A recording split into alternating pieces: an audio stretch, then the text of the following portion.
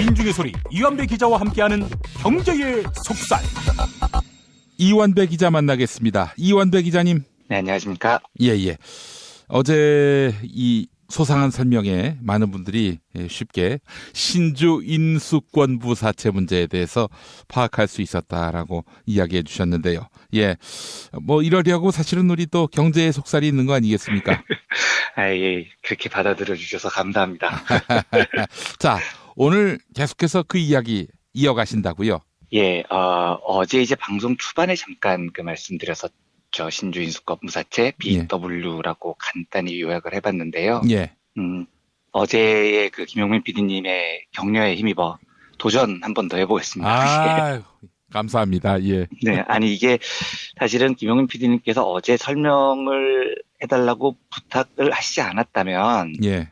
제가 이걸 영원히 다룰 용기를 못 냈을 거예요. 왜냐하면 예. 제가 이 BW나 CB 같은 전문 복합 금융 상품들이요. 이런 걸 낀 기사나 해설을 시도해서 좋은 말을 들어본 적이 없습니다. 욕만 바가지 먹고 예. 왜 한마디도 모르는 얘기를 해놓고 왜 아는 척하느냐고 욕만 잔뜩 먹었었거든요.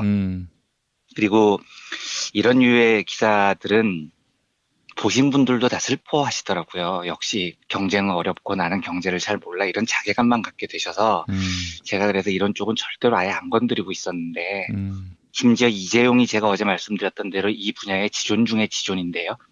제가 그렇게 이재용을 여기저기서 많이 설명을 하고 다녀도 CB나 BW 이런 말은 안 꺼냈습니다. 반응이 너무 안 좋아서요. 예. 그런데 제가 왜 용기를 냈냐면 이런 용어들이요. 어려운 이유가 있는 겁니다. 그러니까 제가 지금 부디 부탁드리는데요. 이 말씀을 다 들으시고 나서도 모르셔도 됩니다. 그리고 모르는 게 당연한 겁니다. 따라서 지금부터 드리는 브리핑에서 용어가 어렵고 이해가 안 된다고 결탄코 슬퍼하실 이유가 없습니다. 들으시는 분들 잘못이 아니에요. 안철수의 그 BW를 설명하기 전에요. 이런 어려운 이름의 금융상품을 이제 복합금융상품 혹은 파생결합상품 혹은 파생결합증권 이렇게 부릅니다. 근데 벌써 용어부터 어렵죠. 예. 근데 이게 왜 이렇게 어렵냐면 이런 복잡한 그 금융상품을 만들기 위해서요. 세계에서 이제 제일 똑똑하다는 하버드 출신들 금융공학자들이 대거 월가로 진출을 해요. 그래서 컴퓨터 돌리고 온갖 눈으로 알아보기 어려운 수학 공식을 사용을 합니다. 그래서 이런 복잡한 상품들을 만들어내는 거죠. 예. 저도 가끔 요즘 증권가에서 올라오는 다양한 형태의 복합금융상품을 보면 저게 구조가 어떻게 짜여져서 저렇게 나왔나 저도 이해가 안 되는 게 굉장히 많습니다. 다시 말씀드리지만 모르는 게 당연하다는 겁니다. 근데 2008년에 세계 금융위기가 터졌을 때요. 이때 이제 금융위기의 핵심 원인을 서브프라임 모기지 사태라고 부르잖아요. 예. 근데 벌써 여기서부터 짜증이 확 나죠. 서브프라임 모기지 이게 뭔지를 잘 모르겠다는 겁니다. 그래서 그게 도대체 뭐냐 알아보려고 설명한 기사를 읽어가 보면 이렇게 나와요. 서브프라임 모기지란 MBS 모기지 담보부 증권, CDO 자산담보부 증권, CDS 신용부도 스와프 이런 것들로 촉발된 금융위기 뭐 이렇게 설명이 쭉 나갑니다. 그래서 이쯤 들으면 이것들이 진짜 장난하나 하는 생각이 들죠. 왜냐하면 서브프라임 모기지가 뭔지 몰라서 설명을 읽는 건데 여기에 뭐 CDO, CDS, MBS 이런 게 나오니까 이건 뭐 이해를 하지 말라는 말입니다. 괜히 사람 무식하다는 자책감만 들게 만들고 말이죠. 근데 제가 최근에도 소개를 해드렸던 마이클 무어라는 감독이요. 그 볼링 포 콜럼바인, 뭐 시코 이런 다큐멘터리 영화를 만들었던 아주 진보적인 감독입니다. 근데 이 사람이 2009년에 자본주의 러브스토리라는 영화를 만들었습니다. 자본주의가 얼마나 참혹한 제도냐에 대해서 굉장히 흥미진진하게 영화를 풀어나갑니다. 근데 이 영화를 보면 이런 대목이 나옵니다. 무어가 월가에 가요. 그리고 갑자기 길거리에서 소리를 치는 겁니다. 여보세요. 여기 똑똑한 월가 양반들. 우리가 지금 신용부도 스와프 때문에 망했다고 뉴스에 나오더라고. 근데 그 신용부도 스와프라는 게 도대체 뭡니까? 이렇게 물어봐요. 그게 뭔데 도대체 미국뿐 아니라 전 세계가 망조가 드는 거예요. 그러니까 이 월가에서도 사람들이 마이클 무어를 다 피합니다. 그러다가 드디어 마침내 무어에게 신용부도 스와프라는 게 뭔지 설명을 해주겠다고 나서는 현자가 나서요. 그래서 이제 무어가 이 사람한테 설명을 듣죠. 근데 이 사람이 아무리 신용부도 스와프에 대해서 쉽게 설명을 하려고 해도 무어가 설명을 들어도 모르겠는 겁니다. 정말 기초부터 다시 설명을 해달라 이렇게 부탁을 해요. 그러니까 그 현자가 어떻게 설명을 하냐면 금융시장이라는 곳에서는 내기를 종종 한다. 예를 들어서 내일 주가가 오르냐 내리냐 이걸 가지고 사람들이 모여서 배팅을 한다, 도박을 한다. 그러니까 요즘 김용민 PD님께서 자주 하시는 출연자분들에게 우병우는 구속될까 안 될까 뭐 10,000원을 걸자 이런 걸 금융상품으로 만드는 거예요. 그래서 이런 내기를 금융상품화한 건데 이게 바로 그 복잡한 금융상품의 기초 개념이다 이렇게 설명을 해요. 그냥 부호가 진짜 황당하다는 표정을 한참 짓더니 아니 그러면 지금 이렇게 복잡한 것들의 기본이 다 내기라는 건데 그러면 도박이잖아요. 그러면 내가 진짜 궁금한 게요. 그 짓을 지금 우리가 왜 하고 있는 겁니까? 이렇게 묻습니다. 예. 제가 복잡한 금융상품에 대해서 들었던 가장 명쾌한 설명이 바로 이거였습니다. 무어가 가지는 의문점이죠.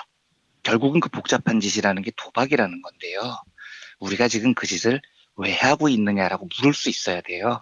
사실은 그렇게 복잡하게 할 필요가 없다는 겁니다. 근데 왜 그렇게 복잡하게 하느냐면 문제의 본질은요. 금융이라는 건 근본적으로 고객들로부터 돈을 뜯어가는 산업이에요. 근데 언제 고객들로부터 돈을 쉽게 뜯느냐? 고객이 상품에 대해서 뭘 잘 모를 때, 그러니까 호구일 때가 뜯기가 제일 쉽습니다. 그래서 일부러 고객들이 뭔 말인지를 모르게 해놓는 상품들을 대량으로 만들어 놓습니다. 제가 방송 초반에 BWCB 이런 것들을 다 들으시고 난 다음에도 모르셔도 된다고 말씀을 드리는 이유는 그걸 모르시는 건 청취자분들의 잘못이 아니라는 겁니다. 즉 청취자분들께서 일반 시민들께서 일부러 모르도록 금융이 그렇게 유도를 합니다. 그리고 은행 창구 같은 데 가보면 직원들이 진짜 친절한 표정으로 알아들을 수 없는 말을 막 짓거려요. 이번에 나온 상품이 이게 있는데요. 투자해보세요. 3개월 동안 뭐 베이스 상품이 이게 주가가 10%가 오르면 얼마를 받을 수 있고 한참 설명을 하는데 뭔 말인지 하나도 모르겠습니다. 그런데 사람들은 설마 저 사람이 나한테 사기를 칠까? 나한테 좋은 거겠지. 이러면서 그 상품이 무슨 상품인지도 모르고 돈을 벌 수 있다는 헛된 신망 때문에 내 돈이 어디에 투자되는지도 모르고 그냥 투자를 합니다. 그리고 그 눈먼 돈을 가지고 금융회사는 돈놀이를 하는 거죠. 2008년 글로벌 금융위기도 그렇습니다. 물론 미국이 잘못해서 온 세계 민중들이 극심한 고통을 겪었는데요. 아무도 그 원인을 잘 모릅니다. 신용부도 스와프 때문에 금융위기가 났다고 하는데 신용부도 스와프가 뭔지 아는 사람들이 몇 명이나 있겠습니까? 우리나라에서요. 그러니까 우리 같은 개 돼지들은 그냥 모르고 당하는 겁니다. 그리고 금융은 자본은 항상 그런 걸 노리는 거예요. 제가 지금부터 드리는 도저히 알아들을 수 없는 이야기들을요. 한 3분 정도 드릴 텐데요. 어떤 느낌인지만 한번 들어보십시오. 이해는 전혀 못하셔도 상관이 없어요. 벤처기업 안철수 연구소가 1995년에 설립이 됩니다. 설립 자본금이 5천만 원이었어요. 그런데 이 안철수 연구소가 3자 배정 유상증자 등을 통해서요. 뭐 벌써 약간 이제 숨이 막히기 시작합니다. 자본금을 늘려나갑니다. 그리고 무상증자라는 걸 실시해서 또 자본금을 늘려요. 그러다 안철수 연구소가 1999년 오늘 방송의 주제인 BW, 신주 인수권부 사채라는 걸 드디어 발행을 합니다. 이 BW의 만기가 20년이고요. 이자는 연복리로 10.5%입니다. 그래서 액면가 25억 원짜리 BW가 단돈 3억 3,950만 원에 안철수의 손에 넘어갑니다. BW의 발행 조건은 BW의 신주 인수 권리에 대한 발행 조건은 주당 5만 원의 행사 가격에 25억 원어치가 됐습니다. 그런데 안랩은 BW 발행 직후인 10월 27일에요. 무상증자로 기존의 총 주식수 13만 주를 38만 주로 2.92배 늘립니다. 그래서 안철수의 신주 행사 권리 가격도 5만 원에서 1만 7,100원으로 낮아지죠. 자, 거의 다 왔습니다. 숨 좀 막혀도 조금만 참아 주십시오. 그리고 안랩은 2000년 2월 9일 액면 분할로 주식수를 다시 10배로 확대를 해서요. 행사 가격이 17,100원에서 10분의 1인 1,710원으로 조정이 됩니다. 그리고 안철수는 2000년 10월 13일에 신주 인수권을 행사해서 안랩이 새로 발행한 주식을 주당 1,710원의 가격으로 25억 원어치를 사들입니다. 모두 146만 주입니다. 이래서 안랩에서 그의 지분이 39.7%에서 56%로 늘어났습니다. 자, 제가 3분 동안 쭉 읽어드렸습니다. 느낌이 어떠십니까? 진짜 역 같은 거죠. 쌍용이 저절로 튀어나오죠. 야, 그러니까 사실은 진짜 인문학 쪽도 그렇습니다만은 일부러 모르게 하는 것 같아요. 그렇습니다. 이거를 고객이 모르면 모를수록 금융권은 돈벌이가 쉬워지는 겁니다. 그렇죠. 그러니까 이걸 애초부터 뭔 말인지를 모르게 설계를 해놨다는 걸 우리가 이해를 해야 우리의 잘못이 아니라는 걸 알게 되는 거예요. 실제로 이때 비슷한 시기에 이재용이 삼성 SDS에서 비슷한 짓을 해요. 그래서 제가 어제 말씀드렸듯이 230억 원을 투자해서 그 230억 원을 3조 원으로 돌렸죠. 그런데 문제는요. 제가 이재용이 얼마나 나쁜 짓을 했는지 아무리 설명을 하려고 해도요. 사람들이 이해하기 쉽지 않다는 데 있습니다. 그래서 많은 사람들이 지금도요. 이재용이 나쁜 짓을 했다고 어디서 들었는데 어떻게 나쁜 짓을 했는지는 이해를 잘 못합니다. 그래서 1999년에 이재용이 이 나쁜 짓으로 날강도 짓의 레전드 반열에 오르자 벤처기업들이 너도 나도 이재용 따라하기를 시작하는 겁니다. 왜냐하면 이재용이 이 BW라는 걸 발행을 해서 이 속을 챙기니까 그런데도 일반인들은 그 나쁜 짓의 본질을 전혀 이해 못하더라는 거죠. 그리고 재벌들과 벤처인들은 이거 정말 좋은 방법이구나. 이재용을 따라해야 되겠구나 하고 대거 이재용을 따라하기 시작합니다. 사람들이 이해하기 어렵다는 점을 10분 활용한 거죠. 그렇다면 왜 이런 복잡한 복합금융상품들이 어렵게 설계가 돼 있고요. 그걸 저자들이 이용을 하는지 이해가 되실 겁니다. 이거는 청취자분들께서 경제를 모르기 때문에 생긴 일이 아니에요. 애초부터 우리가 이해할 수 없도록 사기를 치려고 작정을 했기 때문에 생기는 일인 겁니다. 자, 그러면 이제 우리가 알아들을 수 있는 언어로요. 한번 안철수가 무슨 일을 했는지를 살펴보겠습니다. 네. 어떤 회사가 있습니다. 근데 회사라는 곳은 돈이 부족한 경우가 많아요. 그래서 이 돈이 부족할 때는 돈을 빌려야 됩니다. 그런데 중소기업 같은 곳에요. 혹은 벤처기업처럼 막 시작된 회사들은 은행에서 위험하다는 이유로 돈을 잘 안 빌려줍니다. 그러면 이제 어떻게 하느냐. 주주들을 찾아가서 투자를 받으려고 노력을 합니다. 그런데 투자는 그러면 쉽게 받을 수 있느냐. 이것도 쉽지 않죠. 왜냐하면 그 회사가 아직 성공 여부가 확실하지 않은 기업이니까요. 그래서 초창기 기업들, 벤처기업들은 돈을 빌리거나 투자를 받을 때 이걸 조금 더 쉽게 하기 위해서 투자자님, 은행님, 제발 우리 회사에 돈 좀 빌려주세요. 투자만 해주세요. 제가 각종 혜택을 무더기로 얹어 드릴게요. 이렇게 덤을 얹어주는 경우가 많아요. 그래서 이 덤이 들어간 대출 상품이나 투자 상품이 BW니 본드 위드 워런트라고 하는데요. 신주 인수권부 사채 바로 이런 것들입니다. 그러면 어떤 덤을 붙이느냐. 자, 투자자님, 우리 회사에 돈을 1억 원만 빌려주세요. 이자도 당연히 많이 드립니다. 그런데 이때 이자만 드린다고 하면 안 당기시죠, 솔직히. 우리가 작은 회사니까요. 그래서 제가 돈만 1억 원 빌려주시면 특별한 혜택을 드릴게요. 이렇게 꼬시는 겁니다. 그러면서 증서를 한 장 써줘요. 제가 투자자님께 증서 한 장 써드릴 테니까 이 증서를 들고 있으시다가요. 당연히 매년 이자는 꼬박꼬박 10%씩 받으시고요. 그리고 언제나 편하실 때 우리 회사를 방문해 주셔서 야, 니네 회사 주식 괜찮은 것 같다? 니네 회사 주식 3,000원에 한 100만 주 내놔 라고 요청만 하시면 언제든지 우리가 우리 회사 주식 100만 주를 새로 찍어서 3,000원이라는 헐값에 내드릴게요 라고 덤을 붙여놓는 겁니다. 그러니까 이 BW라는 덤 제도를 만들어 놓으면 돈을 빌려준 쪽은 이자는 이자대로 받고요.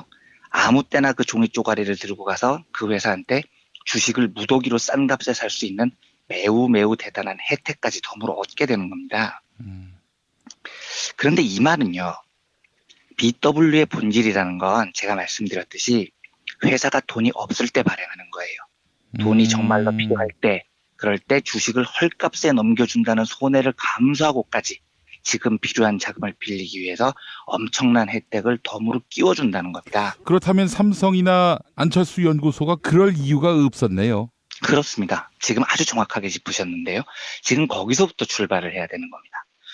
안철수가 그러면 과연 안철수의 안철수 연구소가 BW를 발행을 했을 때 그리고 안철수가 거기에 투자를 하면서 엄청난 주식을 대거 인수할 수 있는 혜택을 입었을 때 과연 안철수 연구소가 진짜 돈이 필요해서 그 짓을 했냐는 거죠. 아닙니다. 당시 인터뷰를 봐도요. 회사가 돈이 필요해서 BW를 발행한 게 아니었어요. 이게 2001년 7월 안철수 연구소의 김기대 과장이라는 사람이 머니투데이하고 인터뷰한 내용이 이렇습니다. 주식을 코스닥에 상장하면 안철수 대표의 지분이 낮아지기 때문에 경영권 방어 차원에서 BW를 발행했다. 이렇게 인터뷰를 합니다. 그러니까 애초에 이 BW라는 걸 엄청난 혜택을 덤으로 끼운 상품이라고 제가 말씀을 드렸잖아요. 그런데 이 혜택, 이 덤을 사주인 안철수에게 다 몰아주는데 이유는 회사가 돈이 필요해서가 아니었다는 거죠. 오로지 안철수의 경영권을 방어하기 위해서, 즉 하하. 안철수의 지분을 높여주기 위해서 했었다는 겁니다. 애초부터 설계가 그랬었다는 거예요. 그러면 실제로 안철수가 회사에 빌려준 돈이 얼마였냐? 꼴랑 3억 5천만 원이었어요. 근데 1999년 안철수 연구소는 어제도 말씀드렸지만 증권사들이 코스닥에 모셔가려고 막 줄을 섰었던 굉장히 유망한 기업이었습니다. 3억 5천만 원이 없었던 회사가 아니었다고요. 그런데 오로지 안철수 지분을 높이기 위해서 안철수 연구소는 안철수한테 3억 5천만 원을 빌려달라고 합니다. 그리고 1년에 10%가 넘는 이자를 안철수한테 주죠. 거기에다가 덤을 뭘 얹었느냐? 복잡한 과정을 다 거쳤는데요. 결과적으로는요. 무려 146만 1988주, 전체 주식의 10%가 넘는 엄청난 주식을 꼴랑 주당 1710원에 넘겨준다는 덤을 약속을 한 겁니다. 안철수한테요. 당연히 안철수는 이 엄청난 주식을 1710원이라는 헐값에 인수를 합니다. 그래서 어떤 로또를 맞느냐. 146만 주를 1710원에 샀는데 한 주당요. 2년 뒤에 안철수 연구소가 주식을 증시에 상장을 합니다. 얼마에 상장을 하냐면 4만 6천 원에 상장을 해요. 1710원짜리가 2년 만에 4만 6천 원이 된 거예요. 그래서 안철수는 3억 5천만 원 투자해서 2년 만에 700억 원을 봅니다. 신주인수권부사체가 부여한 엄청난 덤의 혜택 700억 원을 안철수가 다 가져갔다는 거죠. 당시의 기사들을 좀 보겠습니다. 머니투데이 2001년 7월 23일 기사 제목이 이래요. 안철수 씨, 경영권 방어형 BW가 황금알로 변하다. 이런 제목입니다. 그 다음에 2월 매일경제 기자 수첩 제목이 이렇습니다. BW 마술, 덜은 곤란하다. 그래서 이 기자 수첩 내용을 보면 이래요. 가만히 따져보면 BW 투자가 불법은 아니지만 문제점을 내포하고 있는 것은 분명하다. BW는 실질적으로는 저가 발행과 다를 게 없다. 발행 후 딱 한 번만 주가가 반등하면 손쉽게 차익을 챙길 수 있는 구조인 셈이다. 스타 벤처기업가인 안철수 세종도 BW로 대규모 평가 차익을 거두고 있다는 사실이 알려지면서 입방아에 오르내린 적이 있다. 안철수 후보가 이 BW로 큰 이득을 얻었고 그 이득이 일반적인 BW, 회사가 정말로 어려웠을 때 돈을 빌리는 과정이 아니었다는 건 이젠 분명해 보입니다. 그러면 이제 저한테 총평을 만약에 부탁하신다면요. 제 예. 총평은 이렇습니다. 첫째, 불법이었냐? 모르겠습니다. 아마 제 느낌상 뭔가 이 과정에서 불법적인 요소가 있었을 확률은 반반 정도로 보여요. 그러니까 이걸 덤을 붙일 때 너무 터무니없이 큰 덤을 붙이면 불법이에요. 실제로 이재용이 삼성 SDS에서 BW 270억 투자하고 3조로 불린 요 과정에서요. 요건 재판부가 불법이라고 판정을 합니다. 너무 덤을 세게 줬다는 거죠. 그래서 2004년에 불법으로 판정이 났지만 재판 결과는 이제 과징금 158억을 물리는데 그칩니다. 솜방망이 처벌을 한 거죠. 네. 하여튼 덤을 세게 줬다는 이유로 불법으로 일단 규정을 했습니다. 그러면 안랩은 어땠느냐? 안철수가 꼴랑 3억 5천만 원 투자하고요. 이자도 1년에 10% 받았고요. 2년 뒤에 그 돈이 700억으로 불린 사연에서 과연 안철수 연구소가 안철수라는 개인에게 법에 위반될 정도로 큰 특혜를 줬느냐? 불법 이익이 있었느냐? 이건 당시의 자료가 더 공개가 돼야 됩니다. 그래서 당시 자료를 더 공방 속에서 공개되는 것을 보고 판단을 해봐야 될 것 같아요. 그런데 법적으로는 두고 봐야 하는데요. 도덕적으로는 어떻냐면 두 가지 측면이 있습니다. 하나는 일단 매우 비도덕적입니다. 왜냐하면 고작 3억 5천만 원 회사에 빌려주고요. 그 돈을 700억 원으로 불릴 이 엄청난 기회를 회사의 오너고 사장이라는 이유로 안철수가 독점을 했으니까요. 회사가 당시 돈이 필요한 상황도 아니었는데요. 그냥 그건 안철수 재산 불려주기 과정이 진행됐던 겁니다. 그리고 안철수는 경영권 방어라는 이름을 걸고 수백억을 챙긴 거죠. 도덕적이지 않습니다. 이건 의도면에서는 이재용이 한 짓하고 다를 바가 없어 보여요. 예. 그런데 당시에 매경에서 기사가 BW 마술 더는 안 된다라는 기자 수첩까지 썼다는 건 무슨 뜻이냐면 이재용이 이걸 제일 먼저 한 다음에요. 대부분의 재벌들하고 코스닥 오너들이 다 똑같은 짓을 했습니다. 그러니까 실제로 이때 이재현 CJ 회장도 BW로 2년 만에 1,300억을 벌었고요. 그러니까 오죽했으면 당시 매경 기사를 보면 이처럼 알려진 사람들 이야기 말고도 BW를 통한 대박은 증권 시장에서 일상사가 돼버렸다. 이렇게 적혀 있어요. 그러니까 제가 그때 코스닥을 출입해서 저도 그때 분위기를 아는데 예. 진짜 속된 말로 개나 소나 다 이재용 따라서 다 이 짓을 했습니다. 그러니까 그런 면에서 보면 안철수가 이 일을 한 건 도덕적으로 분명히 비난받을 만한데요. 유난히 나쁜 사람이었느냐? 그건 조금 판단해 볼 여지가 있어요. 그러니까 도덕적으로는 옳지 않지만 법적으로는 규제를 할 수가 없는 부분이고 이 당시에 대부분 코스닥 전체 자본가들이 다 이 짓을 이재용 따라서 하고 있었으니까요. 그래서 이 모든 것들을 종합적으로 모아놓고 저한테 이 사건의 판단을 물으신다면 저는 이런 관점을 지금까지 가지고 있었습니다. 2012년 이 사건이 불거졌을 때부터요. 첫째, BW라는 혜택을 받을 당시에 안철수가 뭔가 불법을 저지른 일이 드러난다면 그건 대통령은 고사하고 기업인으로서도 자격이 제로인 범죄자가 되는 겁니다. 둘째, 도덕적으로는 매우 문제가 있으나 불법 요소가 다 없었다면 당시에 개나 소나 다 그 짓을 했다는 정삭이 참작돼야 될 부분이 있습니다. 다만 그 불법적인 요소가 없었다는 것을 전제로 정상을 참작할 수 있는 부분은 기업인으로서의 안철수입니다. 그러니까 기업인으로서의 안철수에게 그때 BW로 700억을 먹은 거에 대한 책임을 물리는 건 조금 가혹합니다. 왜냐하면 그때 기업인들이 다 그렇게 했으니까요. 불법도 아니었다면요. 이 말은 제가 그동안 자주 언급드렸듯이 제가 왜 안철수라는 사람에 대해서 기본적인 신뢰를 안 갖고 있냐면요. 이 사람은 그냥 자본가의 범주에 있어야 되는 사람입니다. 남들이 도덕적으로 나쁜 짓 할 때 자기도 똑같은 짓을 했어요. 묻혀서요. 그리고 대한민국에서는 발에 치이는 그냥 비도덕적인 오너 중에 한 명이었습니다. 이 BW 과정을 보면요. 그래서 저는 불법적인 요소가 없었다면 기업인으로서의 안철수는 뭐 별로 존경할 구석이 없긴 하지만 경영자로 남아있을 수 있다고 생각을 합니다. 네. 하지만 대통령이 된다면은요. 대통령으로서의 도덕적 자격을 묻는다면 저는 자격이 없다고 생각합니다. 왜냐하면 남들이 BW를 사용해서 다 자기 돈을 챙길 때 대통령이 될 도덕성을 가진 사람은 그 짓을 하지 말았어야 되는 특별함이 있어야 된다고 저는 믿기 때문입니다. 오늘 역시 그래도 조금 어려웠을지 모르겠는데요. 오랫동안 사실 이 BW 문제 때문에 제가 안철수 후보를 근본적으로 신뢰하지 않았던 측면이 있어요. 그런데 그동안 설명이 복잡해서 말씀을 안 드렸는데 김영민 PD님의 격려에 용기를 내서 오늘 시도를 해봤습니다. 법적인 문제가 없어도 기업인 안철수가 아니라 정치인 안철수는 저는 근본적으로 인정을 할 수 없는 아주 뿌리가 바로 지금 이 사건이었다는 말씀을 드리면서 오늘은 이 정도로 정리를 해보겠습니다. 이 사안과 관련해서 언제쯤 심각하구나. 이 사람 대통령 되면 이 큰일 나겠구나라고 마음 먹으셨습니까? 저는 사실 솔직히 말씀드리면 예. 2012년에 황장수가 이 자료를 깔 때부터 저는 이게 무슨 말인지 바로 알았습니다. 왜냐하면 예. 제가 2001년에 딱 코스닥에 처음으로 증시에 입성을 해서 첫 기자 생활을 했었는데 이때 이게 굉장히 큰 문제였었고 안철수 연구소 대표 이야기를 저는 이미 그때부터 증시에서 듣고 있었거든요. 예.